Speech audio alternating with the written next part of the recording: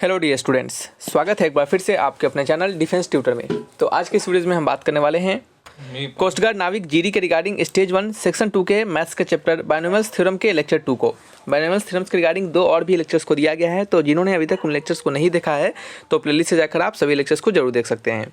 तो आइए बढ़ते हैं इन वीडियोज़ की ओर और आपको बता दें कि इन सभी वीडियोज़ के PDF के रिगार्डिंग हमने आपके लिए 89 रुपीज़ का बैचेज प्लान किया है। तो जो भी स्टूडेंट अभी तक इस बैचेज में ज्वाइन नहीं हुए हैं वो जरूर ज्वाइन हो जाइए, ताकि आपको जो भी यहाँ पे वीडियोज़ दिए जाते हैं उन सभी के PDF आपको इस बैचेज में मिल सके। ठीक है, तो आइए बढ़ते हैं अपने वीडियोज़ की ओर। यहाँ पे क्वेश्चन नंबर 1 की ओर बढ़ते हैं और आप सभी स्टूडेंट्स के एग्जामिनेशन के रिगार्डिंग आपको हमने फ्री में ऑनलाइन प्रैक्टिस सेट्स भी अरेंज किया है, जिसको कि आप दे सकते हैं फ्री ऑफ कॉस्ट में, जिसके लिंक आपको डिस्क्रिप्शन बॉक्स में दिए गए हैं। वहाँ पे जाइए, उन सभी प्रैक्टिस सेट्स को दीजिए। अच्छे खासे क्वेश्चंस है वहाँ पे, ताकि क्या होगा, आपके अच्छे नंबर ऑफ क्वेश्चंस प्रैक्टिस हो पाएंगे। ठीक है, तो इस वीडियोज़ में हम अपने बाइनोमियल्स थ्योरम्स के लेक्चर 3 को बताने वाले हैं। पहला क्वेश्चन यहाँ पे लिखा जा रहा है कि 15C0 plus 15C1 plus 15C2 up to 15C15 तक है, आपको इसका वैल्यू आपसे पूछा जा रहा है। ठीक है, तो कैसे आप इसके वैल्यू को बताइएगा, कैसे इसके वैल्यू को आप फाइंड कीजिएगा। तो यहाँ पे आपको कुछ फार्मूला होता है, आप इसको नोट करके लिखिएगा। इस फार्मूला पे बेस्ड आपको ये आपके यहाँ पे यह फार्मूला पे सेम टू सेम यह बैठ जाएगा। ठीक है, और जब ये फार्मूला पे अप्लाई हो जाएगा तो आपका आंसर यहाँ से निकल जाएगा। ठीक है, ये फार्मूला कैसे है, कैसे निकालते हैं इस फार्मूला को, उसके बारे में यहाँ पे हम आपको नहीं इन्फॉर्मेशन देंगे, क्योंकि यहाँ पे अगर उतना इन्फॉर्मेशन देंगे तो वीडियोज़ और अधिक लंबा हो जाएगा। ठीक है, तो उतना भी आपको जाने की जरूरत नहीं है। जो फार्मूला है उसको याद रखिए, क्योंकि डायरेक्टली एग्जामिनेशन में आपको फार्मूला काम आएगा। ठीक है, तो NC0 याद रखिएगा कि NC0 plus NC1 plus NC2 up to कहाँ तक है। अगर आपका NCN तक रहता है तो इसका वैल्यू क्या होता है, इसका वैल्यू होता है 2 to the power n। ठीक है, उसी प्रकार से जो क्वेश्चन है हमारा, उसका सॉल्यूशंस अगर देखेंगे तो यहाँ पे क्या है हमारा 15C0 प्लस में क्या है 15C1, क्या है हमारा 15C1 प्लस में क्या है 15C2, फिर अप टू कहाँ तक है आपका 15C15 तक है। देख सकते हैं यहाँ पे n है तो यहाँ पे भी n है। ठीक है, तो इसका आंसर क्या होगा, तो इसका आंसर होगा हमारा 15C15 है ना, तो इसका आंसर क्या होगा 2 to the power n। यहाँ पे n क्या है हमारा और यहाँ पे क्या हमारा n 15 है। ठीक है, तो यहाँ पे n की जगह पे क्या हो जाएगा हमारा 15 हो जाएगा, यानी 2 to the power 15 इसका क्या होगा, राइट आंसर होगा। ऑप्शन होगा ऑप्शन नंबर A। ठीक है, समझ रहे हैं। चलिए नेक्स्ट क्वेश्चन की ओर बढ़ते हैं। नेक्स्ट क्वेश्चन हमारा क्वेश्चन नंबर 2 है। क्या है हमारा क्वेश्चन नंबर 2। नंबर 2 क्वेश्चन में क्या लिखा जा रहा है, नंबर 2 में लिखा जा रहा है कि 8C0 minus 8C1 plus 8C2, इस तरह आपका यहाँ पे दिया जा रहा है, एक प्लस और एक माइनस में है, देख सकते हैं आप। तो यहाँ पे नोट करके लिखिएगा फार्मूला, जो आपको यहाँ पे याद रखना होता है इस क्वेश्चन के रिगार्डिंग। तो याद रखना आपको क्या है कि आपको यह याद रखना है कि यदि आपका NC0 minus NC1 plus NC2 plus नहीं माइनस में NC3 अप टू अगर इसी तरह रहता है तो यहाँ पे कहाँ तक आपका NCN तक रहता है, तो इसका वैल्यू क्या होता है हमारा 0 आता है। ठीक है, क्या आता है हमारा 0 आता है।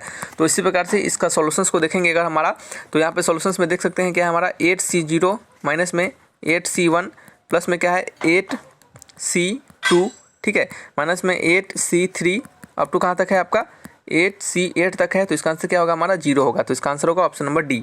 ठीक है, तो ये सभी क्या आपको फार्मूला है और इसी फार्मूला पे आपको ये सभी क्वेश्चंस है, तो आपको इसको फार्मूला को डायरेक्टली याद रखना पड़ेगा।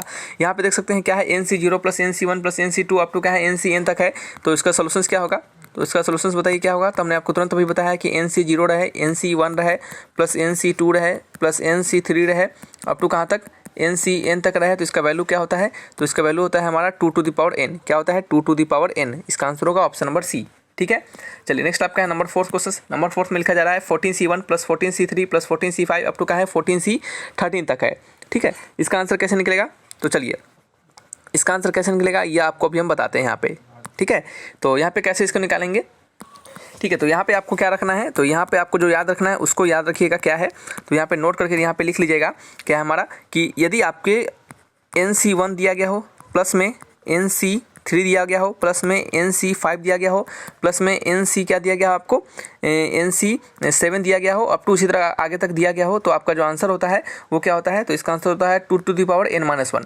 ये कैसे आप याद रखेंगे उसको समझिएगा। ये आपको याद रखना है, देख सकते हैं यहाँ पे 1 है, 3 है, 5 है, 7 है, ये क्या है सभी हमारा ऑड टर्म है। क्या है हमारे ऑड टर्म, 1 3 5 7, फिर क्या आएगा 9, फिर 9 में 3 जोड़ेंगे तो कितना आएगा 11, फिर 11 में 3 जोड़ेंगे तो 13। ठीक है, तो इस तरीके से क्या होगा हमारा आपका आगे वाला टर्म आते रहता है। ठीक है, यानी 3 नहीं जोड़ रहे हैं, 2 जोड़ रहे हैं। ठीक है, तो 1 प्लस में 2 3 आएगा, 3 में 2 जोड़ेंगे 5, 5 में 2 जोड़ेंगे 7, 7 में 2 जोड़ेंगे 9, 9 में 2 जोड़ेंगे 11, 11 में 2 जोड़ेंगे 13, 13 में 2 जोड़ेंगे 15। ठीक है, क्या आएगा 15। इस प्रकार से क्या होगा हमारा आगे तक सभी ऑड टर्म हमारे चलते रहेंगे। जब भी आपको इस प्रकार से दिया जाए तो इसका आंसर क्या होता है 2 to the power n-1 होता है। ठीक है, तो इसको इस क्वेश्चन के अकॉर्डिंग यानी इस फॉर्मूला के अकॉर्डिंग जो हमारा आंसर होगा वो क्या होगा 14C1 है, प्लस में क्या है 14C3 है, प्लस में क्या है हमारा 14C5 है। देख सकते हैं ऊपर वाला वैल्यू कांस्टेंट है, यहाँ पे भी ऊपर वाला वैल्यू क्या था NN था, ठीक है। नीचे वाला वैल्यू चेंज हो रहा था और क्या था हमारा ऑड टर्म आ रहा था, ठीक है। तो यहाँ से हम देखेंगे तो ये जो हमारा लास्ट में क्या हमारा 14C13, तो ये भी क्या हमारा ऑड टर्म ही है, ये भी क्या है हमारा ऑड टर्म ही है, ठीक है। तो इसका आंसर क्या होगा, तो इसका जो आंसर होगा 14C13 है, तो इसका आंसर क्या होगा, इसका आंसर होगा ऊपर वाला में यहाँ पे सीधा नीचे 2 रहेगा और ऊपर वाले में क्या होगा 1 घट जाएगा, यानी यहाँ पे n है तो n में से 1 घट जाएगा, n-1 हो जाएगा। यहाँ 14 है तो 14 में से 1 घट जाएगा, ठीक है। तो 14-1 क्या होगा 14-1, जो कि क्या होगा वैल्यू 2 to the power 13 के बराबर हो जाएगा, ठीक है। तो इसका आंसर क्या होगा 2 to the power 13 is the right answer. Option number match करेंगे, ऑप्शन नंबर डी। समझ रहे हैं? तो इस तरीके से आपको बनाना है, फॉर्मूला आपको याद रहेगा, सारे क्वेश्चंस आपको बिल्कुल आसानी से कम समय में बनेंगे, ठीक है।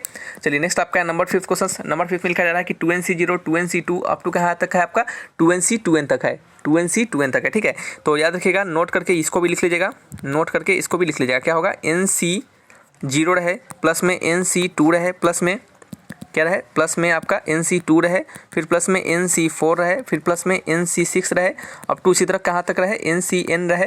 तो इसका वैल्यू क्या होता है 2 to the power n-1। इसको कैसे याद रखेंगे, तो इसको याद रखना आपको, देखिएगा ऊपर का वैल्यू सभी में सेम है तो यहाँ भी क्या होगा हमारा n रहेगा, ठीक है। और नीचे का वैल्यू क्या होगा हमारा इवन रहेगा, कैसे 2 0 है, फिर 2 है, फिर 4 है, फिर 6 है, फिर 8 होगा, फिर 10 होगा, यानी इवन टर्म होंगे। तो इसका आंसर क्या होगा हमारा 2 to the power n-1 होगा, ठीक है।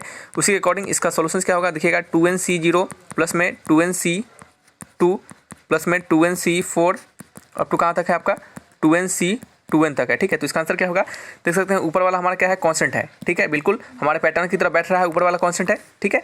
फिर नीचे वाला क्या है हमारा इवन है, नीचे वाला देखेंगे हमारा 0 है, 2 है, 4 है, ये क्या है हमारा इवन है। तो इसका आंसर क्या होगा 2 to the power, ऊपर वाला क्या था n था, तो यहाँ पे ऊपर वाला क्या है 2n है, तो यहाँ पे क्या हो जाएगा 2n-1 हो जाएगा, ठीक है। तो ये इसका आंसर होगा, ऐसा नहीं 2 to the power n-1 ही लिख दीजिएगा, नहीं तो गलत हो जाएगा, ठीक है। तो इसका आंसर होगा ऑप्शन नंबर डी, ये ऑप्शन नहीं होगा, याद रखिएगा, ठीक है। बढ़ते हैं नेक्स्ट क्वेश्चन की ओर। नेक्स्ट क्वेश्चन क्या है हमारा नंबर 6 क्वेश्चन।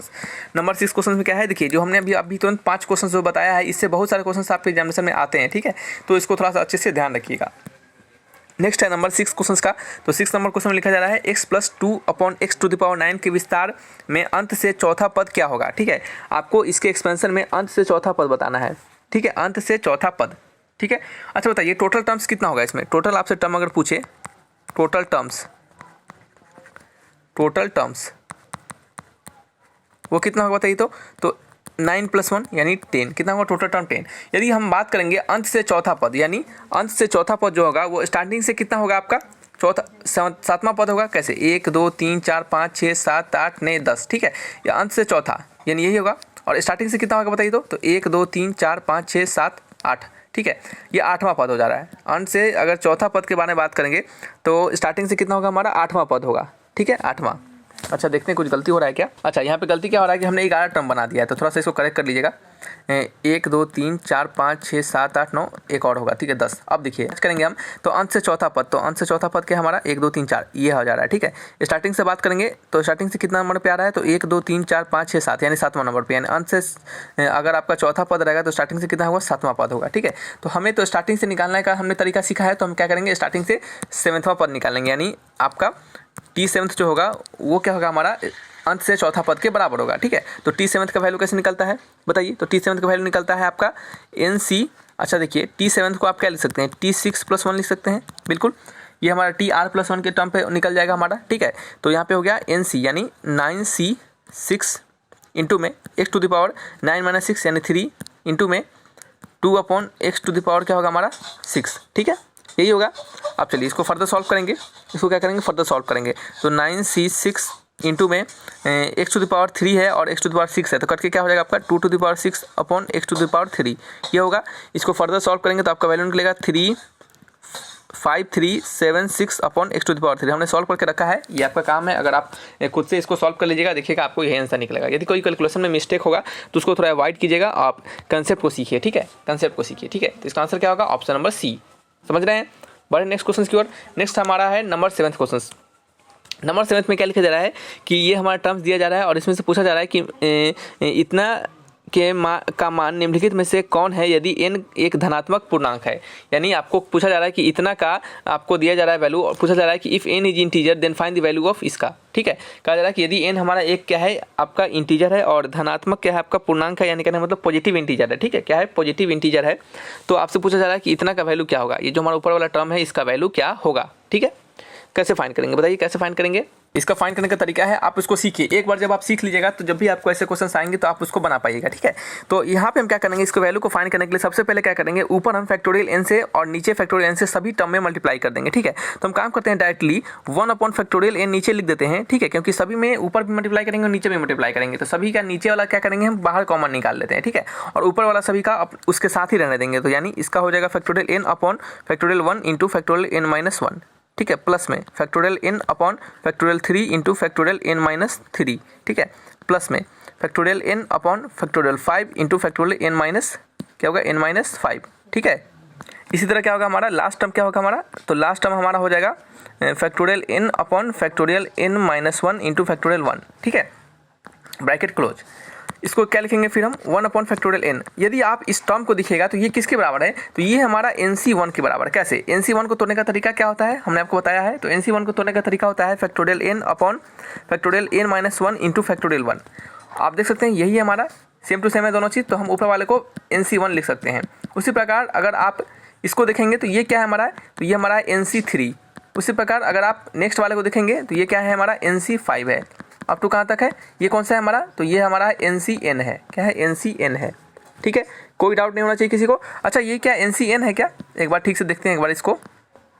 अच्छा, ये क्या NCN है, तो नहीं, ये NCN नहीं होगा, क्योंकि NCN को तोड़ेंगे तो फैक्टोरियल n होगा और नीचे हो जाएगा फैक्टोरियल 0 और ये फैक्टोरियल n होगा। ठीक है, लेकिन ये ऐसा नहीं है, तो ये हमारा NCN ना होकर क्या है हमारा NCN-1 है। क्या है, NCN-1। इसको तोड़ लेते हैं तो फैक्टोरियल n हो जाएगा अपॉन फैक्टोरियल n में से n-1 जाएगा, तो क्या होगा आपका सीधे 1 हो जाएगा और इंटू क्या हो जाएगा फैक्टोरियल n-1, जो कि मैच कर रहा है। ठीक है, तो ये जो हमारा है ये NCN-1 है।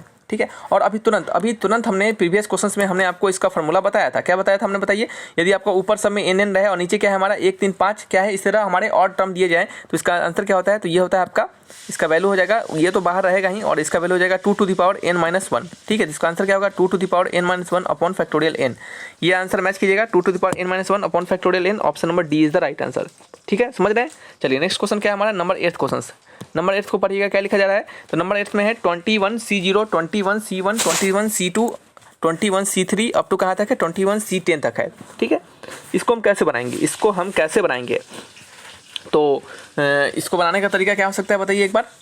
चलिए देखिए, इस क्वेश्चन को बनाने का तरीका क्या होता है, आपको इस क्वेश्चन को बनाने से पहले कुछ कंसेप्ट होते हैं जो कि आपको जानना जरूरी होगा। यदि आपने बायनोमियल्स थ्योरम पढ़ा है तो अच्छी बात है, अगर नहीं पढ़ा है तो थोड़ा सा जानिए। अगर आपने पढ़ा होगा तो ये आपको जरूर पता होगा कि कोई भी बायनोमियल एक्सपेंशन में जो हमारे टर्म्स होते हैं स्टार्टिंग से और इंड से, यानी स्टार्टिंग से जो टर्म होते हैं और इंड से जो टर्म होते हैं समान दूरी पर, वो क्या होते हैं आपस में बराबर होते हैं। यदि हम बात करेंगे, अगर x प्लस वाई के बायनोमियल एक्सपेंशन के बारे में बात करते हैं, x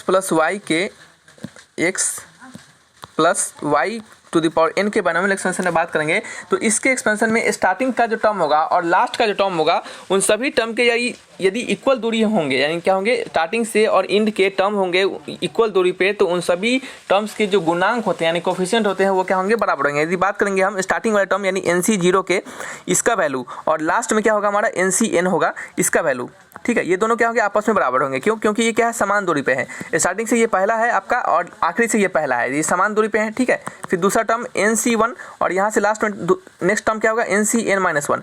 ये टर्म और ये टर्म आपस में क्या होंगे, बराबर होंगे। ठीक है, ये हमारा क्या होता है, बायनोमियल एक्सपेंशन का खूबी होता है, फिर कह सकते हैं बायनोमियल एक्सपेंशन का ये हमारा कंसेप्ट भी होता है एक तरह से। ठीक है, तो ये हमारा इसमें काम करता है। ठीक है, तो यही जो कंसेप्ट होता है आपका इस क्वेश्चन में काम आएगा। क्या काम आएगा उसको देखिएगा।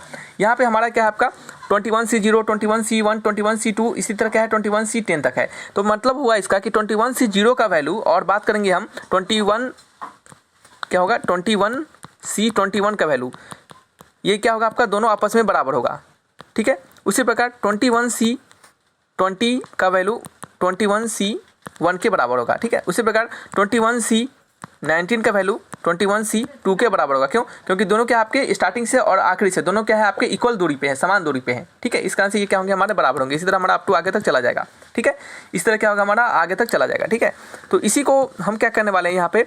अब देखिएगा टोटल इसमें टर्म कितने होंगे। टोटल अगर हमारे किसी बाइनोमियल एक्सपेंशन में ऊपर 21 वैल्यू है तो हमारा टोटल टर्म क्या होगा 21 + 1 एक 22 टर्म होगा। ठीक है, तो इसका मतलब हुआ कि 21C0 + 21C1, ठीक है, प्लस में क्या होगा हमारा 21C1 प्लस में 21C2 अप टू कहाँ तक हमारा 21C21। तो इसका वैल्यू क्या होगा हमारा, तो इसका वैल्यू होता है 2 टू द पावर n होता है। ठीक है, और n का वैल्यू क्या है 21 है, तो 2 टू द पावर 21 इसका राइट आंसर होगा। और आपको पता है कि ये वैल्यू और ये वैल्यू आपस में बराबर है, ये वैल्यू हमारा आपस में बराबर है। यानी इसका मतलब हुआ क्या कि हम इसको लिख सकते हैं कि 2 टाइम्स ऑफ 21C0 प्लस में 21C1 प्लस 21C2, ठीक है, और प्लस में कहाँ तक आपका 21C10। यहाँ तक का जो दुगुना वैल्यू होगा वो क्या होगा हमारा बराबर होगा 2 टू द पावर 21 के। क्योंकि देख रहे हैं कि दो वैल्यू हमारा जब आपस में इक्वल हो जा रहा है तो उसको हम 2 टाइम्स डायरेक्टली लिख देंगे ना। ठीक है, तो इसका आंसर 2 टाइम्स डायरेक्टली लिख देंगे, सभी वैल्यू 2 टाइम्स हो जाएंगे। ठीक है, तो ये 2 हमारा इसमें से कॉमन आ जाएगा और ये वैल्यू हमारा यहाँ पे लिखा जाएगा। और हमसे पूछा क्या जा रहा है, तो हमसे पूछा जा रहा है इसी का वैल्यू, इसका वैल्यू। तो हम क्या करेंगे, इसको 2 से इधर साइड डिवाइड कर देंगे तो हमारा आंसर निकल जाएगा। तो क्या करते हैं, इसको डिवाइड कर लेते हैं 21C0 plus 21C1 up to कहाँ तक है हमारा, अप टू कहाँ तक है बताइए। तो ये हमारा है अप टू 21C10 तक। क्या होगा 21, अभी मार्कर नहीं चल पा रहा है, सॉरी स्टूडेंट, इसका आंसर थोड़ा सा आपको दिक्कत हो रहा होगा। तो ये हमारा इसका वैल्यू होगा 2 टू द पावर 21 अपॉन 2, यानी 2 to the power 20 is the right answer. Option number कौन सा है, option number B is the correct answer. तो इस तरीके से क्या करते हैं, इन क्वेश्चंस को बनाते हैं। तो यहाँ पे एक नया कंसेप्ट ये जो है आपको ये सामने आया है, तो इसको थोड़ा सा याद रखिएगा। ठीक है, क्योंकि इस तरीके से भी इस कंसेप्ट पे भी आपके क्वेश्चंस बनते हैं एग्जामिनेशन में, तो अच्छे क्वेश्चंस बनते हैं। ऐसे क्वेश्चंस को अच्छे कहते हैं और यही सब क्वेश्चंस क्या होते हैं आपके नंबर आपको दिलाएंगे। ठीक है, और आपको कह सकते हैं कि आपका सिलेक्शंस में ज़्यादा चांस बढ़ाएंगे। ठीक है, चलिए नेक्स्ट आपका है नंबर 9th क्वेश्चन। नंबर 9 में लिखा जा रहा है कि NC1 प्लस में 2 टाइम्स ऑफ NC2 प्लस में 3 times of NC3 up to कहाँ तक है n टाइम्स ऑफ NCN है। ठीक है, अप टू क्या है n टाइम्स ऑफ NCN है। इसका आपसे वैल्यू पूछा जा रहा है, तो कैसे फाइंड करेंगे बताइए। ठीक है, देखिए आप इस क्वेश्चन को बनाने के रिगार्डिंग में हमारा एक फार्मूला होता है, तो उस फार्मूला को बताने से पहले हम क्या करते हैं, आपको यह सिखा देते हैं कि वो फार्मूला आखिर आता कहाँ से है। ठीक है, तो ये आपको काम आएगा। क्यों, देखिए कैसे आपने पढ़ा हुआ कि 1 + x to the power n का एक्सपेंशन कैसे करते हैं। तो हम उसको लिखते हैं, यहाँ पे x और n एक ही जैसा दिख रहा है, तो एक काम करते हैं, इसको अच्छे से लिखते हैं। 1 + x to the power n के एक्सपेंशन में हम इसको कैसे लिखते हैं, तो इसको हम लिखते हैं सबसे पहले NC0 इंटू में 1 पे पावर n और x टू द पावर 0, 1 पे power n into x to the power 0। ये वैल्यू क्या होगा, सिंपल आपका NC0 ही रह जाएगा। फिर दूसरा लिखते हैं NC1 into x to the power 1, फिर तीसरा लिखते हैं NC2 into x to the power 2। Up to कहाँ तक लिखते हैं हमारा, फिर चलिए तीसरा भी लिख देते हैं NC3, अच्छे से लिखते हैं। चलिए तीसरा लिखते हैं हम NC3 x to the power 3, x to the power 3 up to कहाँ तक हमारा NCN x to the power n। ठीक है, यही होता है हमारा। हम क्या करेंगे, दोनों साइड डिफ्रेंशिएट करते हैं, दोनों साइड क्या करते हैं, हम डिफ्रेंशिएट करते हैं। ठीक है, तो डिफ्रेंशिएट बोथ साइड, तो डिफ्रेंशिएट बोथ साइड करेंगे तो क्या होगा हमारा, ये n हो जाएगा और यहाँ पे क्या हो जाएगा 1 + x to the power n-1। ठीक है, यही हो जाएगा। ये इसका कांस्टेंट है, ये इसका कांस्टेंट का डिफरेंशिएशन 0 हो जाएगा। ठीक है, और यहाँ पे x टू द पावर 1 है तो इसका डिफरेंशिएशन क्या हो जाएगा, NC1 हो जाएगा। फिर इसका क्या हो जाएगा आपका NC2 हो जाएगा और x² का क्या हो जाएगा 2 टाइम्स ऑफ x हो जाएगा। ठीक है, इस तरीके से फिर क्या हो जाएगा 3 इंटू NC3 और x का स्क्वायर हो जाएगा। एक यहाँ पे सिंपल सी बात है कि x to the power n का डिफरेंशिएशन कैसे होता है। डिफरेंशिएशन का अगर लेक्चर्स आपने नहीं देखा है तो जाकर उसको आप प्लेलिस्ट में ही देख लीजिएगा। ठीक है, कैसे डिफरेंशिएट करते हैं। तो ये हमारा 3 पीछे आ जाएगा और x² आ जाएगा, फिर प्लस में क्या हो जाएगा हमारा अप टू, इसी तरह आगे तक जाएगा और ये हमारा n पीछे आ जाएगा और NCN रहेगा और x to the power n-1 हो जाएगा। ठीक है, ये हमारा हो जाएगा। अब यहाँ पे क्या कीजिए, जहाँ जहाँ x है आप क्या कीजिए, पुट x = 1। ठीक है, x = आप क्या कीजिए 1 पुट कर दीजिए। ठीक है, तो चलिए पुट करते हैं, तो n रह जाएगा और यहाँ पे x जहाँ पे 1 पुट करेंगे तो क्या हो जाएगा 1 + 1 2 हो जाएगा। ठीक है, तो यहाँ पे हो जाएगा n into 2 to the power n-1, n into 2 to the power n-1 equal to NC1 और यहाँ पे क्या हो जाएगा प्लस में 2 टाइम्स ऑफ NC2। यहाँ पे x है, x के जहाँ पे हमने 1 पुट कर दिया, फिर 3 टाइम्स ऑफ NC3, फिर x है तो यहाँ पे हमने 1 पुट कर दिया, प्लस कहाँ तक है अप टू आगे तक n टाइम्स ऑफ NCN और यहाँ पे भी x के जगह पे हमने 1 पुट कर दिया। तो क्या अगर आप ऑप्शंस को देख रहे होंगे, यदि आप क्वेश्चंस को देख रहे होंगे तो क्या आपसे यही पूछा जा रहा था, क्या आपसे यही पूछा जा रहा था। देखिए तो NC1 plus 2 times of NC2 plus 3 times of NC3 up to n times of NCN, यही पूछा जा रहा था। और इसका वैल्यू क्या आ रहा है हमारा, इसका वैल्यू आ रहा है n into 2 to the power n-1। तो इसका आंसर क्या होगा n into 2 to the power n-1, जो कि होगा ऑप्शन नंबर ए। ठीक है, तो इस तरीके से क्या करेंगे, इन क्वेश्चंस को बनाएंगे। ये हमने डायरेक्टली आपको प्रूफ करके बता दिया है और ये आपको याद भी रखना है और कैसे आया है ये भी अच्छे से सीख के रखना है, क्योंकि ये और भी अदर आपके जब क्वेश्चंस होंगे कुछ डिफरेंट तरीके से क्वेश्चंस बनाया जाएगा तो वहाँ पर भी आपको काम आएगा। और प्रीवियस जितने भी सारे आपके जो हमने आपको बताया है 1 से लेकर 5 तक क्वेश्चंस, उन सभी में आपको ऐसे ही कुछ ना कुछ नया नया तरीका का उपयोग करके हम क्या करते हैं, अपने सॉल्यूशंस को निकालते हैं। ठीक है, तो ये आप याद रखिएगा। इसको हमने डायरेक्टली आपको आंसर फार्मूला ना देके हमने आपको इसको निकाल कर ही सिखा दिया है। ठीक है, तो चलिए एक और क्वेश्चन उसको बना लेते हैं, 10th नंबर क्वेश्चन को।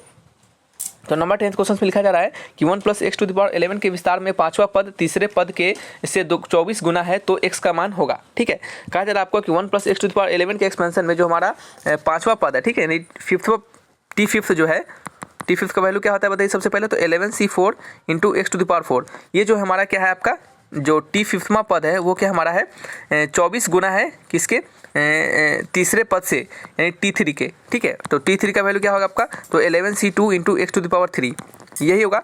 तो आपसे पूछा क्या जा रहा है, आपसे पूछा जा रहा है x का मान क्या होगा। तो हम क्या करेंगे, यहाँ पे T5 और T3 का वैल्यू पुट कर देंगे। तो पुट करते हैं चलिए। तो 11c4 = 24 टाइम्स ऑफ ये आपका x⁴ भी रहेगा ना, यहाँ पे एक्चुअली छूट गया है थोड़ा सा। चलिए इसको क्या करते हैं, लिख लेते हैं यहाँ पे अच्छे से। तो यहाँ पे हो जाएगा हमारा 24c T5 इक्वल टू क्या होगा 24 टाइम्स ऑफ T3। तो T5 का value 11c4 × x⁴ equal to 24 × 11c2 क्या होगा 11c2 × x⁴। ये आपका x 1 टाइम्स कर जाएगा, तो 11c4 × x equal to 24 × 11c2। ठीक है, क्या होगा 11c2। तो इसको क्या करेंगे, फर्दर सॉल्व करेंगे। तो यह हो जाएगा factorial 11 upon factorial 4 into factorial क्या होगा आपका 7। ठीक है, into x equal to 24 into factorial 11 upon factorial 2 into factorial क्या होगा आपका 9 10 11 यानी फैक्टोरियल 9। ठीक है, इसको क्या करेंगे, सॉल्व कीजिएगा आप। यहाँ से जो x का वैल्यू निकलेगा वो क्या होगा, तो यहाँ से जो x का वैल्यू निकलेगा वो आपका आएगा +-2। क्या होगा +-2, क्या होगा +-2। अच्छा एक सेकेंड देखते हैं कुछ गलती हो रहा है क्या। तो बिल्कुल गलती हो रहा है, यहाँ पे हमारा x³ ना होकर क्या होना चाहिए, हमारा x² होना चाहिए। ठीक है, तो यहाँ पे क्या होगा आपका, ठीक है, तो क्या होगा हमारा x² हो जाएगा। तो यहाँ पे क्या हमारा यहाँ पे x ना बच के क्या बच जाएगा हमारा x² बच जाएगा। ठीक है, तो ये थोड़ा सा गलती हो गया, इसको करेक्ट कर लीजिएगा। यहाँ पे x² इंटू में x²। तो यहाँ से जब आप वैल्यू निकलेगा x², वो देखिए आपको निकलेगा वैल्यू 1/x² इक्वल टू 1/4। तो यहाँ से x का वैल्यू क्या निकलेगा +-1/2 हमने निकाल के रखा है, आप भी निकाल लीजिएगा। यहाँ से वैल्यू आपको यही आएगा। यदि कोई कैलकुलेशन मिस्टेक होगा तो उसको थोड़ा देख लीजिएगा। ठीक है, तो x इक्वल टू क्या निकला आपका +-2 निकलेगा। तो आंसर क्या होगा, option number A is the right answer. तो इस तरीके से क्या करेंगे, इन क्वेश्चन को बनाएंगे। तो कोई डाउट होगा तो आप कमेंट बॉक्स में लिखकर हमसे जरूर पूछिएगा। ठीक है, तो रखते हैं इस वीडियो को, मिलेंगे नेक्स्ट वीडियोज में। थैंक्स फॉर वॉचिंग वीडियो, तब तक के लिए बाय बाय।